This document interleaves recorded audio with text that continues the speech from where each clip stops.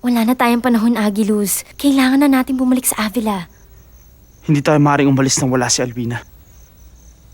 Kung gayon, puwersahin na natin si Alwina itarak ang ugat-pak niya. Huwag, Fiona. Kilala ko si Alwina. Alam kong matatanggap at maintindihan niya nakatakda para sa kanya. Kailangan magkausap kaming muli.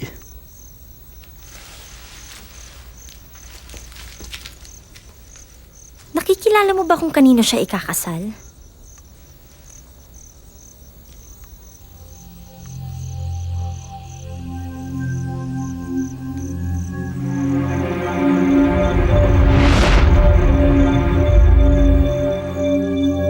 Si Gabriel.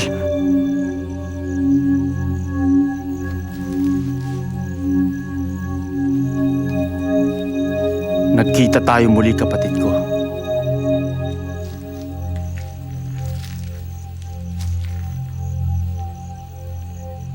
Buhay ka?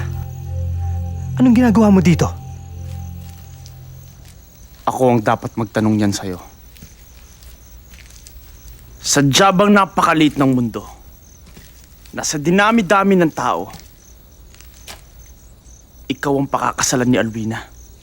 Pabayaan mo na kami, Agiluz. Bakit mo alam ang pangalan ko? Bakit mo ako kilala at bakit mo kilala si Alwina? Samantalang binura ni Dakila ang lahat ng alaala ng lumisan sa Avila.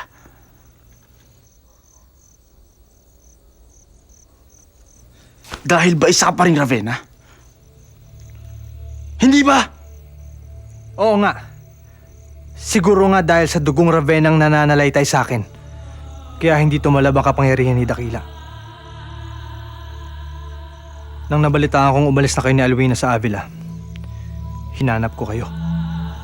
Si Alwina lang ang natagpuan ko. Ipinagtanong kita. Pero wala na akong balita tungkol sa'yo. Akala ko patay ka na. Niligawan ko si Alwina. Nahulog ang loob niya sa akin.